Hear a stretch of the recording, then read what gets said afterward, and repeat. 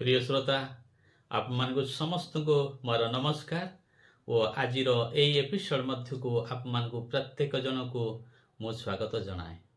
प्रिय श्रोता आजिर शीर्षक होची सौंदर्य असार।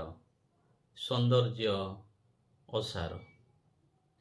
प्रिय श्रोता माने आमाने पृथ्वीर एपरी एक समय रे आमाने पहुंची जाई अछु।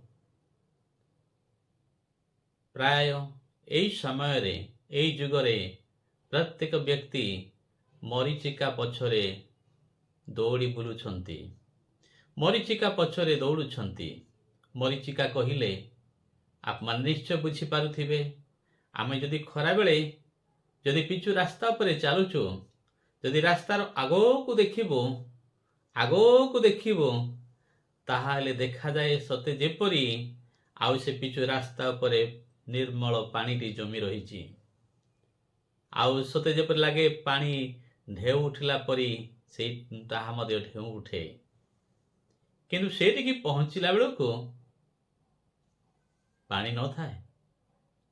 प्रिय श्रोता सौंदर्य एपरी एक जिनिसटे ताहा आजी अछि ताहा काली थिबो कि नथिबो ताहार कौनसी भी ग्यारेंटी नहीं। प्रिय श्रोता माने किंतु एई असार सौंदर्य पछरे समस्ते प्राय दौड़ुछंती। आउ सेमानक मध्यरु अति अधिक अनेक प्रिय भौणी माने सौंदर्य पछरे अधिक दौड़ुछंती। आदि स्थाने स्थाने ब्यूटी पार्लर गुड़िक देखा जाउछि। बहुत ब्यूटी पार्लर गुड़िक देखा जाउछि। निजर मुखमंडल को सजाड़िबा पई अनेक अनेक प्रकार कॉस्मेटिक व्यवहार करती। ब्यूटी पार्लर जाती, मेकअप लगाते, निजर मुखमंडल सौंदर्य सजेवा पई अनेक टंका व्यय करती। निजर मुह को सजाड़िबा पई अनेक परिश्रम करती, अनेक समय लगे दियंती। काहे कि जानिछंती तो द्वारा तांकर सौंदर्य वृद्धि हेबो बोली, तो द्वारा सेमानकर मूल्य वृद्धि हेबो बोली। किंतु प्रिय श्रोता माने एहा कहिले आपमान को दुख लागिब सत, किंतु एक निराट सत्य अटे। सौंदर्य असार अटे। से असार सौंदर्य पछरे प्राय आमाने समस्ते दौड़ू अछु, किंतु टिके भावी नाहु, केबे टिके विचार करी नाहु जदि सौंदर्य असार अटे ताहले सार कौन अटे। प्रिय माने सार अछि आमानिकर कैरेक्टर, आमानिकर चरित्र जदि उत्तम अछि, चरित्रर मूल्यांकन करी हेबो नाही। एक चरित्र थिबा झियो को पुओ को पाइबा ए दुनिया रे कुचित अटे। निज चरित्र को निजर स्वभाव को बजे रखिथिबा भौणी मान को भाई मान को पाइबा बहुत कष्टकर अटे। प्रिय श्रोता माने विशेष करी मु भौणी मान के कथाटी कहूची, स्त्री लोक मान को एक कथाटी कहूची, जानी रखि थांतु सौंदर्य असार अटे। आपण माने जदि बहु टंका इन्वेस्ट करूछंती, ब्यूटी पार्लर जाउछंती, मेकअप होउछंती, कॉस्मेटिक लगाउछंती, ताहा आपणकर मूल्य को केबे मध्य वृद्धि करिबो नाही। आपणकर मूल्य को मूल्यांकन करिबो नाही, अधिक बढ़ेइबो नाही, बरम आपणकर मूल्य को ताहा ह्रास करिबो, नष्ट करि देबो। आपणकर मूल्य को बर्बाद करि देबो। प्रिय श्रोता माने विशेष करी भौणी मान को एक कथा मु कहिबा को चाहूची, स्त्री लोक मान को एक कथा मु कहिबा को चाहूची। आपण माने जेहु टंका ब्यूटी पार्लर रे जाई कि इन्वेस्ट करूछंती, ब्यूटी पार्लर जाई कि खर्च करूछंती, मेकअप करूछंती, ओ आउरी अनेक किछि करूछंती आपणकर सौंदर्य बढ़िया पई। जदि टिके भाबंते बिना टंका रे ଆପଣଙ୍କର ଚରିତ୍ରକୁ ଯଦି ସବୁଦିନ ପାଇଁ ବଜେଇ ରଖନ୍ତେ, ଆପଣଙ୍କ ଗୁଣ ଗୁଡ଼ିକ ଯଦି ସବୁବେଳେ ବଜେଇ ରଖନ୍ତେ, ଏକ ଉତ୍ତମ ସ୍ତ୍ରୀ ହେବା ନିମନ୍ତେ କ'ଣ ଦରକାର? ସୌନ୍ଦର୍ଯ୍ୟ ନୁହେଁ, ଏକ ଉତ୍ତମ ସ୍ତ୍ରୀ ହେବା ନିମନ୍ତେ ଗୁଣ ଗୁଡ଼ିକ ଦରକାର। ଗୁଣବତୀ ସ୍ତ୍ରୀ ଯଦି ଯିଏ ହେବ, ଯେ ନିଜର ଗୁଣ ଗୁଡ଼ିକ ବଢ଼େଇବ, ତାହାର ମୂଲ୍ୟ କେବେ ମଧ୍ୟ କମିବ ନାହିଁ। ଯେଉଁ ସ୍ତ୍ରୀ ଗୁଣବତୀ ଅଟେ, ତାହାର ମୂଲ୍ୟ କେବେ ମଧ୍ୟ କମିବ ନାହିଁ। କୌଣସି ପରିସ୍ଥିତିରେ ମଧ୍ୟ ତାହାର ମୂଲ୍ୟ କମିବ ନାହିଁ। କିନ୍ତୁ ସୌନ୍ଦର୍ଯ୍ୟ ଆଜି ବିୟୁଟି ପାର୍ଲର ଯାଉଛନ୍ତି, କାଲି ଆପଣଙ୍କର ଚମଡ଼ାକୁ ପୋକ ଖାଇପାରେ, ଆପଣଙ୍କ ଚମଡ଼ା ଆଉ ତାହା ଲୁଚକୁଚ ହେଇଯିବ, ଆପଣଙ୍କ ଚମଡ଼ା ଆଉ କିଛି ନଷ୍ଟ ହେଇଯିବ। କିନ୍ତୁ ଯଦି ଆପଣଙ୍କର ଗୁଣ ଅଛି, ସେ ଗୁଣ ଗୁଡ଼ିକ ଆପଣଙ୍କ ଭିତରେ ଅଛି, ତାହା କେହି ଚୋରି କରିପାରିବ ନାହିଁ। ତାହା ରୋଗ କି ତାହା ଚୋର କି ତାହା ଡକାୟତ କେହି ଲୁଟମାର କରିପାରିବେନି ଆପଣଙ୍କର ଗୁଣ ଗୁଡ଼ିକୁ। ପ୍ରିୟ ଭଉଣୀମାନେ, ଆପଣମାନେ ଯେଉଁମାନେ ସ୍ତ୍ରୀ ହେଇଛନ୍ତି, ଆପଣମାନଙ୍କର ପ୍ରଥମ ଗୁଣ ହେବା ଦରକାର ଅଛି ଆପଣଙ୍କ ସ୍ୱାମୀକୁ ସମ୍ମାନ କରିବା।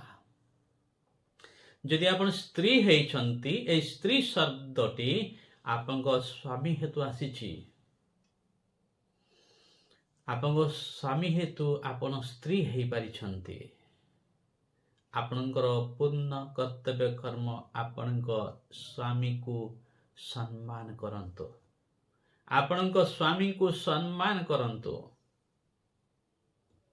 ତାମାନେ ଆପଣଙ୍କ ସ୍ୱାମୀକୁ ଅସମ୍ମାନ କରନ୍ତୁ ନାହିଁ।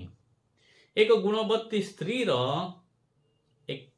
ପ୍ରଥମ ଗୁଣଟି ହେବା ଦରକାର ଅଛି, ସେ ନିଜ ସ୍ୱାମୀଙ୍କୁ ସମ୍ମାନ କରୁଥିବା ଦରକାର ଅଛି। ଏକ ଗୁଣବତୀ ସ୍ତ୍ରୀର ଦ୍ୱିତୀୟ ଗୁଣ ଅଛି, ସେ ନିଜ ସ୍ୱାମୀର କଥା ମାନୁଥିବା ଦରକାର ଅଛି। ନିଜ ସ୍ୱାମୀର କଥା ମାନୁଥିବା ଦରକାର ଅଛି। ଜାଣନ୍ତି, ଯେଉଁ ସ୍ତ୍ରୀ ନିଜ ସ୍ୱାମୀର କଥା ମାନେ, ସେ ସ୍ୱାମୀ ନିଜ ସ୍ତ୍ରୀଙ୍କୁ ପ୍ରେମ ନ କରି ରହିପାରିବେ ନାହିଁ। ଯେଉଁ ସ୍ତ୍ରୀ ନିଜ ସ୍ୱାମୀର କଥା ମାନେ, ସେ ସ୍ୱାମୀ ନିଜ ସ୍ତ୍ରୀର ଯତ୍ନ ନ ନେଇ ରହିପାରିବେ ନାହିଁ। ଯେଉଁ ସ୍ତ୍ରୀ ନିଜ ସ୍ୱାମୀର କଥା ମାନୁଥାଏ, ସେ ସ୍ତ୍ରୀର ନିଜ ସ୍ୱାମୀ ସବ ଖୁସି ଦେବା ପାଇଁ କେବେ ପଛଘୁଞ୍ଚା ହେବେ ନାହିଁ। କାହିଁକି ନା ତାଙ୍କ ସ୍ତ୍ରୀ ତାଙ୍କ କଥା ମାନୁଛି। ଏହାର ବିପରୀତ ଏହା ଅଟେ, ଯେଉଁ ସ୍ତ୍ରୀ ନିଜ ସ୍ୱାମୀର କଥା ମାନୁନଥିବ, ସେହି ସ୍ତ୍ରୀ କିପରି ନିଜ ସ୍ୱାମୀର ପ୍ରେମ ପାଇପାରିବ? ସେ କିପରି ନିଜ ସ୍ୱାମୀର ପ୍ରେମ ପାଇପାରିବ? କାହିଁକି ନା ସେ ନିଜ ସ୍ୱାମୀର କଥା ମାନୁନାହିଁ। ପ୍ରିୟ ଭଉଣୀମାନେ, ଯଦି ଆପଣମାନଙ୍କ ପିଲାମାନେ ଅଛନ୍ତି, ତ ଏକ ପରୀକ୍ଷା କରି ନିଅନ୍ତୁ। ଯେଉଁ ପିଲାଟି ଆପଣଙ୍କର କଥା ମାନୁଥାଏ, ତାଙ୍କୁ ଆପଣ ଅଧିକ ସ୍ନେହ ଆଦର କରିବେ, ନା ଯେଉଁ ପିଲାଟି ଆପଣଙ୍କ କଥା ମାନୁନାହିଁ, ତାକୁ ଅଧିକ ଆପଣ ସ୍ନେହ ଆଦର କରିବେ? ନିଶ୍ଚୟ ଉତ୍ତରଟି ଆପଣ ଏହା ଦେବେ ଯେ ଯେଉଁ ପିଲାଟି ଆପଣଙ୍କ କଥା ମାନେ, ଆପଣ ତାଙ୍କୁ ଅଧିକ ସ୍ନେହ ଆଦର କରିବେ। ଯଦି এই ଉତ୍ତରଟି ଆପଣ ତ ଠିକ ଦେଲେ, ଯଦି ସେହିପରି ଯଦି ନିଜ ସ୍ୱାମୀର କଥାକୁ ମାନିବେ, ତ ଜାଣିଥାନ୍ତୁ ଆପଣଙ୍କ ସ୍ୱାମୀ ଆପଣଙ୍କୁ ଅଧିକ ପ୍ରେମ ଆଦର କରିବେ। ତୃତୀୟ ବିଷୟ, ତାହା ହେଉଛି ଆପଣ ନିଜ ପରିବାର ବିଷୟରେ ମନୋଯୋଗୀ ହୁଅନ୍ତୁ। ଏକ ଗୁଣବତୀ ସ୍ତ୍ରୀର ଗୁଣ ହେଉଛି ଏହା, ସେ ନିଜର ପରିବାର ବିଷୟରେ ମନୋଯୋଗୀ ହେବ। ନିଜର ପରିବାର ବିଷୟରେ ମନୋଯୋଗୀ ହେବାର ମାନେ କ'ଣ? ନିଜର ପରିବାରର ଉନ୍ନତି ବିଷୟ ସେ ଚିନ୍ତା କରିବ। କ'ଣ କଲେ ସେମାନେ ଉନ୍ନତି ହେବେ? କ'ଣ କଲେ ସେମାନେ ଖୁସିରେ ରହିବେ? କ'ଣ କଲେ ସେମାନେ କ'ଣ କରିବେ ନା ଆଗକୁ ବଢ଼ିବେ, ଶାନ୍ତିରେ ରହିବେ, ଆନନ୍ଦ ରହିବେ, ଖୁସିରେ ରହିବେ। এই ସବୁ ସେ ସ୍ତ୍ରୀ କ'ଣ କରିବ ନା ମନୋଯୋଗୀ ହେବ। ଯଦି ତାଙ୍କ ସ୍ୱାମୀ କମ୍ ଇନକମ୍ କରୁଛନ୍ତି, ସେ ସ୍ତ୍ରୀଟି କ'ଣ କରିବ ନା ଅଳ୍ପ ପଇସାରେ କି ପ୍ରକାର ନିଜ ପରିବାରର ଆଉ ସେ କ'ଣ କରିବ ନା ଚଳେଇ ପାରିବ ତାହା ସେ ଭାବିବ। ତାଙ୍କ ସ୍ୱାମୀ ଯଦି 1000 ଟଙ୍କା ଇନକମ୍ କରୁଛନ୍ତି, ତାଙ୍କ ସ୍ତ୍ରୀ 2000 ଟଙ୍କା ଘର ଖର୍ଚ୍ଚ ପାଇଁ ମାଗିବ ନାହିଁ। ସେ ନିଜ ସ୍ୱାମୀର ଇନକମ୍ ବିଷୟରେ ଭାବିବେ, ସେ ପରି ହିଁ ସେ ଖର୍ଚ୍ଚ କରିବେ। ସେ ହେଉଛନ୍ତି ଏକ ଗୁଣବତୀ ସ୍ତ୍ରୀ। ପ୍ରିୟ ଭଉଣୀମାନେ, ଯଦି ଆପଣମାନେ ବାହା ହେଇଛନ୍ତି ତାହେଲେ ଆଉ ଏକ ଚତୁର୍ଥ ବିଷୟ ମୁଁ କହିବି। ଆପଣ ସ୍ତ୍ରୀ ଯେହେତୁ ହେଇଛନ୍ତି, ସବୁବେଳେ ସ୍ତ୍ରୀ ହୁଅନ୍ତୁ। ଆପଣଙ୍କ ସ୍ୱାମୀ ଉପରେ କର୍ତ୍ତୃତ୍ୱ କଲା ପରି, ସ୍ୱାମୀ ଉପରେ ରାଜତ୍ୱ କଲା ପରି କଥାବାର୍ତ୍ତା କେବେ ମଧ୍ୟ କରନ୍ତୁ ନାହିଁ। ଆପଣଙ୍କ ସ୍ୱାମୀ ଉପରେ କର୍ତ୍ତୃତ୍ୱ କଲା ପରି, ସ୍ୱାମୀକୁ ରାଜତ୍ୱ କଲା ପରି କଥାବାର୍ତ୍ତା କରନ୍ତୁ ନାହିଁ। ଆପଣ ଯଦି ଜୀବନରେ ଖୁସିରେ ରହିବା ପାଇଁ ଚାହୁଁଛନ୍ତି, ଆପଣଙ୍କ ପରିବାର ଯଦି ଖୁସିରେ ରହୁ ବୋଲି ଚାହୁଁଛନ୍ତି। ପଞ୍ଚମ ବିଷୟ, ପ୍ରିୟ ଭଉଣୀମାନେ, ଆପଣମାନେ ଯଦି ଆପଣଙ୍କ ପରିବାର ଖୁସିରେ ରହୁ ବୋଲି ଚାହୁଁଛନ୍ତି, ତ ଆପଣଙ୍କ ବାପାଙ୍କ ଘରକୁ ବାରମ୍ବାର ଯାଆନ୍ତୁ ନାହିଁ।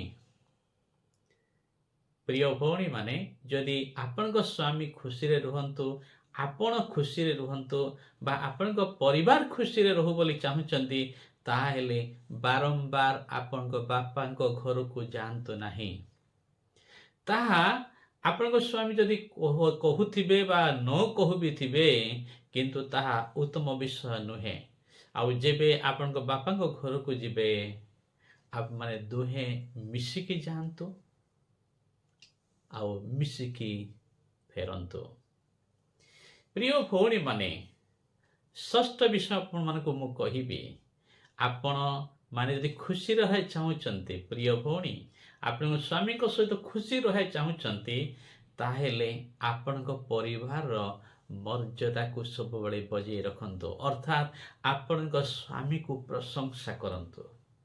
ଆପଣଙ୍କ ସ୍ୱାମୀକୁ ପ୍ରଶଂସା କରନ୍ତୁ। ଦେଖିବେ ଆପଣଙ୍କ ପରିବାରଟି ହସ ଖୁସିରେ ଭରି ଉଠିଯିବ। ଆପଣଙ୍କ ସ୍ୱାମୀ ଆପଣଙ୍କୁ ବହୁତ ପ୍ରେମ ଦେବେ। ଆପଣଙ୍କ ସ୍ୱାମୀ ଆପଣଙ୍କର ବହୁତ ଯତ୍ନ ନେବେ। ପ୍ରିୟ ଭଉଣୀମାନେ, এই ମେସେଜ ବିଶେଷ କରି ମୁଁ ଆପଣମାନଙ୍କୁ କହୁଅଛି। ସପ୍ତମ ବିଷୟ, ଆପଣଙ୍କ ସ୍ୱାମୀକୁ କାହା ସହିତ ତୁଳନା କରନ୍ତୁ ନାହିଁ। ଆପଣଙ୍କ ସ୍ୱାମୀକୁ କାହା ସହିତ ତୁଳନା କରନ୍ତୁ ନାହିଁ। ଆପଣଙ୍କ ସ୍ୱାମୀ ପାଖରେ କୌଣସି ସ୍ୱାମୀର କଥାକୁ ବଢ଼େଇ କଥାବାର୍ତ୍ତା କରନ୍ତୁ ନାହିଁ। ତାହା ଆପଣଙ୍କ ସ୍ୱାମୀକୁ ଆଘାତ ଲାଗିବ ଆଉ ଆପଣମାନଙ୍କ ଭିତରେ ମଳିନତା ସୃଷ୍ଟି କରିବ। ପ୍ରିୟ ଭଉଣୀମାନେ, ମୁଁ ବିଶ୍ୱାସ କରୁଛି ଆପଣମାନେ ମୋ କଥା ଗୁଡ଼ିକ ଶୁଣୁଛନ୍ତି ଆଉ ତାହାକୁ ପାଳନ କରିବେ। ମୋର ଇଚ୍ଛା ଅଟେ ଆପଣମାନେ ଏକ ଉତ୍ତମ ସ୍ତ୍ରୀ ହୁଅନ୍ତୁ। ଉତ୍ତମ ସ୍ତ୍ରୀ ହେବା ନିମନ୍ତେ ଆପଣଙ୍କ ସୌନ୍ଦର୍ଯ୍ୟକୁ ବୃଦ୍ଧି କରିବାର ଆବଶ୍ୟକତା ନାହିଁ। ତାହା ବୋଲି ଆପଣମାନେ ମଳିନ ହେଇକି ରୁହନ୍ତୁ, ଏହା ନୁହେଁ।